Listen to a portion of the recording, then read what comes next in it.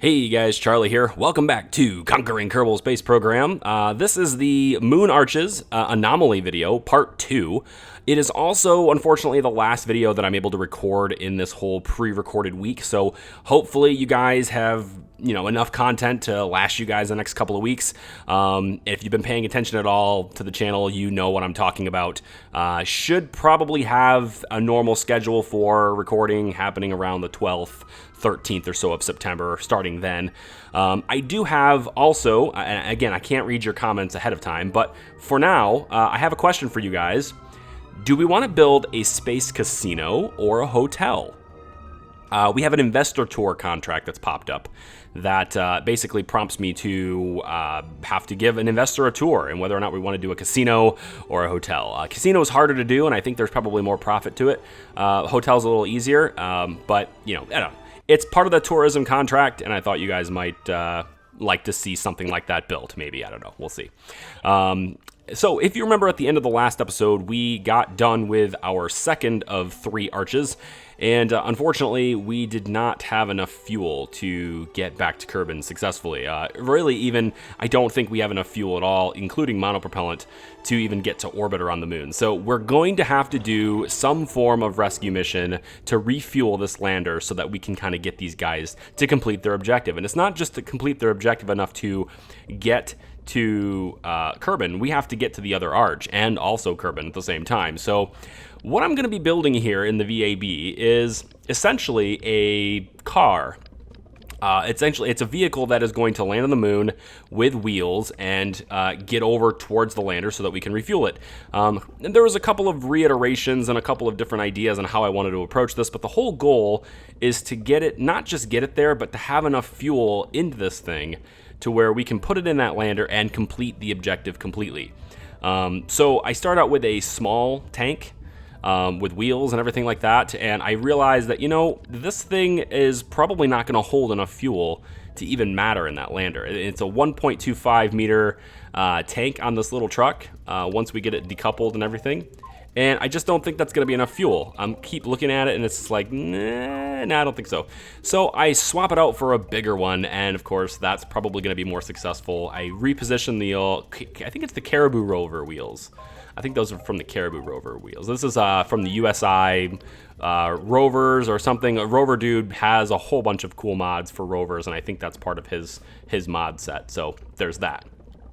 So once this thing has enough, and of course this is unmanned, once this thing has all the supplies in there, I also need to have a KIS container on the top because the engineers that I have on the surface do not have any tools. And on top of not having any tools, there's also no CCR2 port on the lander. So I need to send up an extra port, and I also need to send up the tool so that the engineer that's on the surface can attach that port to the lander so that we can transfer fuel to it. So I'm not really worried about whole aerodynamics with this launch. I just sort of put I put the fins on there and I control it pretty well. It's a little bit squirrely, but whatever. And we get it out of the atmosphere without too much difficulty. And at that point, it's just basically this tank with over 5,000 delta V on its way to the moon.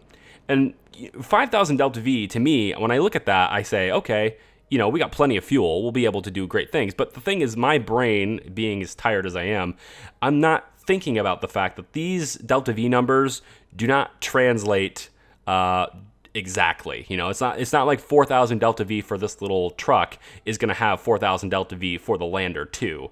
That's not how that works, and I don't see that. So in the future, when we get to our destination, we'll notice pretty quick here that we don't actually have as much fuel as we think we do. So I get myself in orbit of the moon, I recorrect, or I should say I just corrected, I didn't do it twice. I corrected my orbit so that I'm going to fall pretty much right on top of this thing, and this thing of course being the lander. And then it's time to just lower myself down to the surface of the moon. And it's a little bit challenging. I didn't quite line it up as exactly as I need to, but that's why I've got wheels. I don't need to be precise with this landing. I don't need to land right next to it. I've got wheels on this thing so that I can move it across the surface when I need to. So I don't kill all of my lateral velocity. I need to make sure that I'm tipping this thing over on the wheels. So I want a little bit of lateral just so I can kind of get the right direction going. and I can sort of turn the vehicle so that when we do hit the surface, we have some lateral velocity for the wheels to help. Of course, I'm pretty much like a guy that, hits full throttle instead of shift gradually sometimes. My fingers get pretty slippery, so I did happen to go full throttle for a little bit there, but not a big deal. When I get down to the surface with this thing, I realize the back end is too heavy. I can't really go anywhere or control this thing, not very well anyway, because of how heavy the back end is. And since I don't have any real way of disassembling the truck, at least not without an engineer present, I'm going to need to probably, I get kind of close, but I have no real control, and I need to have control in order to do this with precision. So I'm going to park this thing, and I'm going to grab an engineer, and I'm going to bring the engineer over to this thing, and we are going to disassemble this rover. Elena is going to get out of the cockpit, or get out of the lander can, and she's going to tumble on the grounds, on the moon's surface for a little bit, because she's never been on the moon, and it's fun, and she thinks of it like a big a big pile of leaves that she just wants to jump into in the fall. Of course, these aren't leaves, these are like space rocks and space dust, but to an astronaut, especially a Kerbal one, I'm sure they're very similar. So she's going to disassemble, I guess I'd just do the wings just for the hell of it, but really the engine was the primary component I wanted to disassemble, and still too heavy. So then I'm like, you know what, I bet it's the fuel, and sure enough it is. The fuel is all the way in the back because that's how things get emptied out. And so once I put the fuel in the front, everything just sort of works itself out a little bit, and we're able to control this little truck even better, which is great. So I need to get both Elena as well as the lander over to as well as the truck over to the lander. I tried to do it to where Elena was going to just stand on the lander, but that didn't work. She just kind of slips off of it, unfortunately, so we're going to have to do it separately. So I get Elena over to the lander, and then I'm going to have to do the truck separately after that. So, whatever. Yeah, that's pretty much like the basis of the mission. I guess we'll just zoom ahead a bit until we get to where we need to be, and oh, wouldn't you know it, we have now arrived at the lander, and we are going to get the CCR2 port installed on the lander so that we can hook it up. We've done this before. You guys have seen this before if you've been following the series. We've had to do this once other times before. And it's pretty much a straightforward process, pretty much the same process as before. And when we're all done, and I've got all this stuff fueled up, the engineer is going to just disconnect the ports.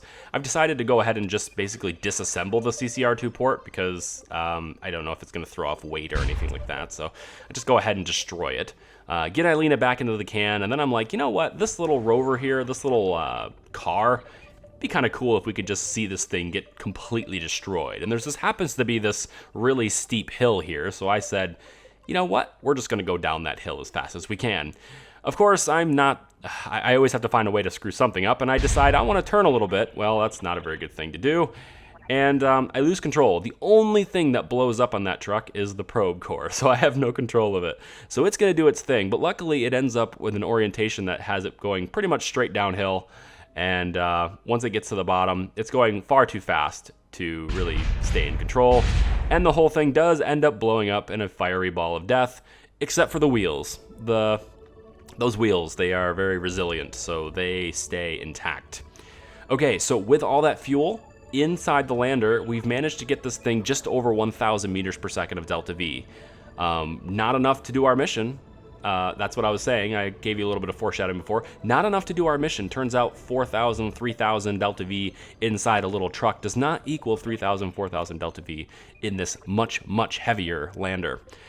So we need to refuel this now. We have to get more fuel to this thing because it only has 400 meters per second left after it reaches orbit. So we're going to do this. This is a replacement for the moon station. And I'm doing this post-commentary, so I've managed to do this kind of in a situation where I already know the outcome that's happened before, obviously.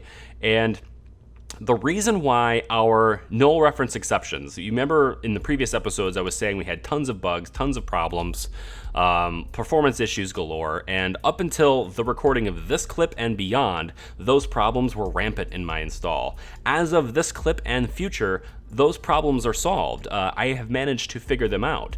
And basically what it was I don't know. I think it had something to do with USI life support, maybe. I don't know. But that's not installed anymore. Essentially, the moon station, the station like orbiting the moon, that station was bugged. Like, I don't know what was wrong with it. I don't know what part was wrong with it. But if I delete that craft, if I just delete the station completely, all my nulls go away. So it didn't matter what craft was loaded. It just mattered that a craft was loaded, and then the moon station had to be somewhat referenced in the map. And I don't know. I just don't know the exact problem. All I know is that if I delete the moon station completely, the problems go away. I think I have another theory, and I think that the theory is probably more right than it just being a mod conflict. I think what it is the contracts for station science, or not station science, but the station contracts that have been installed regarding like creating the moon station, create Minmus station, create the sun station, etc. That contract pack regularly gives me a contract that says, you know, go put crew on the stations. And I once put crew on the moon station and it marked it as complete, but I didn't keep the crew there. And so it had me do it again, and I went and did it again, and I didn't keep the crew there.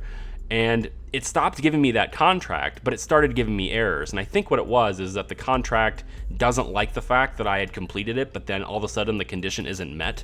Something bugged out with that, I don't know. I now have, as of recording this voiceover, another contract in my list that says build the moon station, because I've already deleted it. And I've also went into my save file and deleted the contract complete reference to that station contract as well. So I have no idea what it was. All I know is that if I delete the station, it goes away. So I'm going to replace the moon station. I didn't want crew on it anyway, but it would be a good source of fuel. And so that's what this craft is. It looks a little strange, but these giant circular tanks are they hold just an immense amount of fuel. It is crazy. They hold so much fuel. And I actually had to do a little bit of reworking with some parts to get it to work with this little larger circle to go between the two. That doesn't happen that way natively. Once you connect this giant wheel, if you will, this monopropellant wheel that I have, by the way, that's the configuration. The two giant circular tanks, or globe tanks, or spherical tanks, if you will, those hold liquid fuel and oxidizer. And then the circular one that's in the middle, sort of wrapping it around like a donut, that one holds monopropellant, and they hold a ton of resources in them. But once you place that circular one under the top tank, once you do that, it doesn't actually allow you to place a tank underneath it. It doesn't let you attach it. So if you look at this design and you say, hey, that's kind of cool, I kind of want my fuel station to be that way, you're going to have a problem attaching it. You're going to need a radial attachment mount that allows you to essentially create a new attachment point underneath that. And once you have that new attachment point, then you can put the tank underneath it. So anyway, it's a pretty simple thing. It's got a probe core, it's got some fuel, it's got whatever. But by the time I get it into orbit around Kerbin, it doesn't have a whole lot of fuel resources left in it. And I say to myself, if I'm gonna haul this thing all the way to the moon, I'd kind of like to have enough fuel resources to make it worth it. So I send a refueling rig, which is very similar in design. I send that up to this station to give it some more fuel.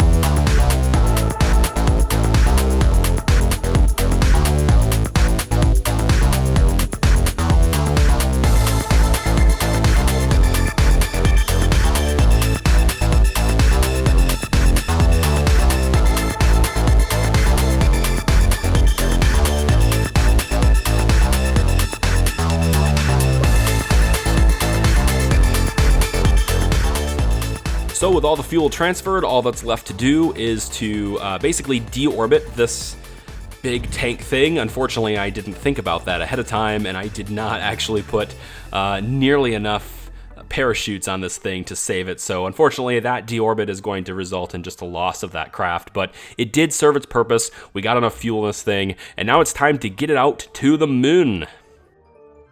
And so I get it in a stable orbit around the moon, and I get it pointed normal, so it's like pointed upwards as far as orientation goes. And now it's basically a giant sitting tank of fuel just waiting to be interacted with. And that is what our lander can, which is already our lander can, but that's what our lander that's already sort of orbiting the moon is. All it has to do is rendezvous with that now. It does take several revolutions around the planet, several orbits, there you go, to get a successful or a satisfactory rendezvous with it. But once we're able to do that, it's pretty much just the same rendezvous procedures as we've always done to get it docked and get fuel in this thing.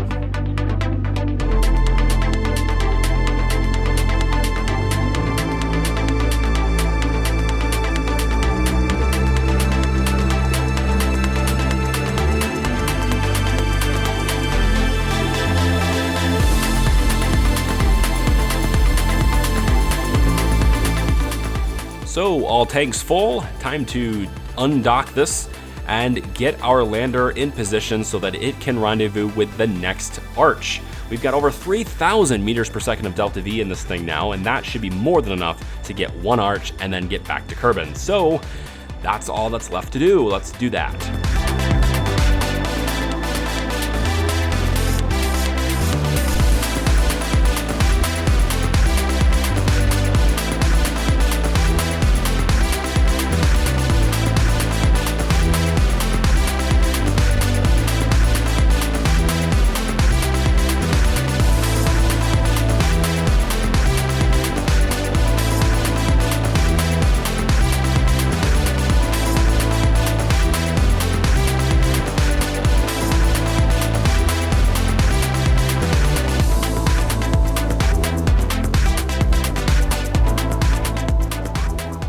So down we go to the surface, and I don't know if it was because I was just rusty and playing. I hadn't played in a while. I did a whole bunch of Prison Architect episodes right before this. I have no idea why this happened, but I didn't, just in my head, I was like, oh, this is flat enough, and it wasn't, and my legs hit the side, and it kicked me to the side, and so I'm like, okay, I still need to land. This did bring me closer to the arch, so I thought that might be okay, but I really just totally botched this landing, and there's no excuse other than just plain me being dumb. I completely botched this landing, and as a result of that complete terribleness, the lander ends up sideways, and I bust one of the solar panels off of the side. Thankfully, the other solar panel did not break, and it is able to be retracted in time to at least ensure that it's going to be safe.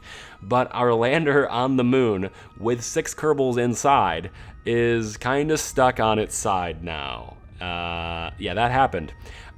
This, normally I look at this and I'd say, you know what, there's no hope for this, I'm gonna need another rescue mission, but when I retract the legs, I get a shred of hope, and that is that the fact that the craft actually starts to orient itself with the nose pointed upwards. Now, with the gravity on the moon, the monopropellant that I have and the thrusters, if you will, for that, are not able to orient me upwards. The reaction control system just isn't powerful enough to do that. So I'm gonna sit there for a bit, and our Kerbal's gonna go explore the final moon arch. Of course, you can see that there is anomaly in the title of this video, so hopefully you're aware that, you know, watching this is spoiling it for you as far as what they look like. So only the people watching now are the people who, like, basically don't care about that being spoiled. The message on this arch says, this would make for some pretty good goalposts. Maybe we should set up a sporting event. Moonball, anyone? I think Moonball sounds fantastic, and so does my Kerbal as he decides to take a big tumble. Perhaps he's trying to be the Moonball. No. Anyway, so we need to get back up to the top of the arch, because that's what we've been doing. We've been putting flags on the tops of these arches, and so once I'm up at the top, I put my flag down, and I make my way back to the craft. And yeah, so while we're sitting here on the surface with our humbled lander, I decide, you know what, it's picture time. And so we have all 6 of our Kerbals outside in a line, looking and basically ready for a picture to marvel at their disastrous disappointment of a landing. And now it's time to try and get up. So my method of getting up here is essentially this. I'm already sort of pointed upwards. I just need a little bit of help to get more upwards. So what I'm going to do is I'm going to fire the engine just enough to where I can, actually get a little bit of acceleration. Then I'm going to use the monopropellant system to tilt my nose up, and hopefully I clear the ground, and I do. And that was basically it. As soon as I cleared the ground, I'm like, cool, we got up there, we're good. I get myself a little bit of extra height than I needed, but I get up there anyway, and I start the process of getting myself in orbit of the moon with plenty of fuel. Yay! We don't have to worry about a rescue mission anymore. It's very nice. And we still have a solar panel, so I won't have to worry about running out of battery, which is essential for life support, especially with 6 Kerbals on board. So we get ourselves out of the moon's sphere of influence. We wave bye-bye to the moon as it sails off into space. Not really sailing, but you get what I'm saying. I've been talking a lot, guys. It's one of those deals where I'm just not going to have the right words to say right now. We get ourselves approaching Kerbin. Of course, I get the UI out of the way because I just like the way this game looks without the UI in the way. And it looks great. I just love the graphics here. It's pretty good. Pretty good. Not good, but good. And of course, now that the problems and stuff with the mod conflicts and stuff are solved, at least for now, now that that's all taken care of, I can lock my mod list. And so these graphical mods that are here using a roughly 12 to 13 gigabytes of RAM at any given time in my 32 gigabyte system that I have, RAM anyway, available, it's using nearly half of those resources. But, a 64-bit game, it doesn't matter how much RAM you're using. Beep! We interrupt this program for a special news bulletin. And really the special news bulletin is that, well, you can hear it, I think. Let's take a look. Let's gander at my refrigerator. Do you hear it? It's decided to be noisy. Like, I'm able to record. It's a quiet period. My son is sleeping. Everything is fine. But look, it's decided to do this now. Like, I can stop it if I open it, right? But if I close it, wait for it. There it is. I was like hoping it would happen, but whatever. You can't do things perfect. Also, my son made this. At daycare. I think it's his bud or something. Anyway, so that is happening right next to my recording setup. Right next to where I'm making this episode. This very episode right now. It is doing this. And since I don't have much of this episode left to record, I'm just going to keep talking with that humming sound. So for the rest of the episode, which is not much, you're going to hear that sound. And if I ever get a chance to record again, before the Sears people can come here and fix it next week, go figure, you're probably going to hear the humming again. This is really a damper on my work. Okay, back to your regularly scheduled program. Now, of course, the goal of this craft is not to get to the surface of Kerbin. We're not bringing these guys back to the surface of Kerbin. What we're doing is rendezvousing them with the station, because really that is the whole goal here, is to get all those Kerbals we took from the station back to the station. And I thought, do I need to bring them back to Kerbin? Do I need to risk the re-entry and all that stuff? I don't know. I really want to put our life support system to the test. So I have these guys orbiting for actually a couple of days. They have plenty of life support to deal with that for a couple of days. So I've got them orbiting for a while until we're able to get an adequate rendezvous with the PISS. And of course, frame rates will happen again, but as you can see, the PISS is off in the distance, ready to be brought into physics range once again, ready to, hopefully not crash the game completely. Frame rates weren't actually that bad. This video that you're seeing right here is sped up 800%, which is not nearly the 2,000% that it needed to be earlier with the plane, when we brought the plane in. And it's still technically 2 crafts, although the craft that I have here is much, much smaller. So that will naturally improve the part count a bit, because it doesn't have to calculate as many parts on that second thread as it normally needed to before. How the physics in Kerbal Space Program works, essentially, is that as far as the engine that KSP 1.1.3 is running on, is every vessel is able to utilize one processing thread for its physics calculations. And the more parts you have on a vehicle, the harder it is to calculate the physics for those parts, because KSP is calculating physics for every part. So the more parts your vehicle has, the more calculations there is to do, and the game cannot progress in time without calculating the physics for that time. So rather than it just having inaccurate physics and going in real time, it slows your frame rate down to match the speed at which it can calculate the physics.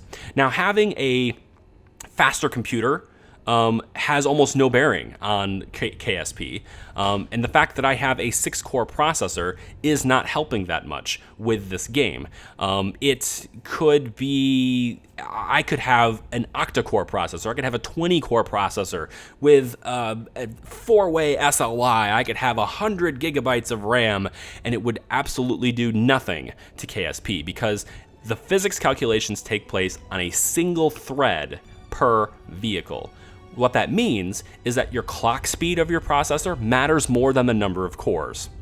So if I had a dual core processor running at like 6 gigahertz, it would probably perform better frame rates for KSP than it would with my 6-core processor. Now my 6-core is running at 4 gigahertz, so it's still pretty fast for a 6-core, especially with a little bit of an overclock there. But overall, I've gotten some comments in the past, and I probably have some by now. I don't know them, but I probably have some by now related to, you know, I need to upgrade my hardware or something, and that's just not the case. My graphics card is not limited here. It's probably using 50% of its capabilities with KSP. It also has nothing to do with my RAM. I've got 32 gigs of RAM, and I'm using about 12 to 13 of it right here, so it's not that either. What it is the fact that I just cannot utilize the full power of my system with the engine that KSP runs with. And that's basically all it is. A 6-core processor, Intel, has 12 processing threads. There's 2 threads per core. So KSP can use 1/12 of my processing power per craft. That's the problem with physics, and there's nothing I can do about it. So all I needed to do, it did also hurt me that I was having all those NREs, but in this particular clip, I don't have those NREs anymore. I've gotten rid of those. The other thing that I had to do to get rid of the NREs is I needed to, temporarily, I needed to disable and get rid of deadly reentry, because deadly reentry was calculating heat. It calculates, it's got a different heat calculation system. And the B9 Aerospace legacy parts, which are the parts I'm using for the Bartman, as well as the wings for the Scimitar, those parts are trying to use the stock aerodynamics model. They're trying to use the stock heat, the stock thermal model.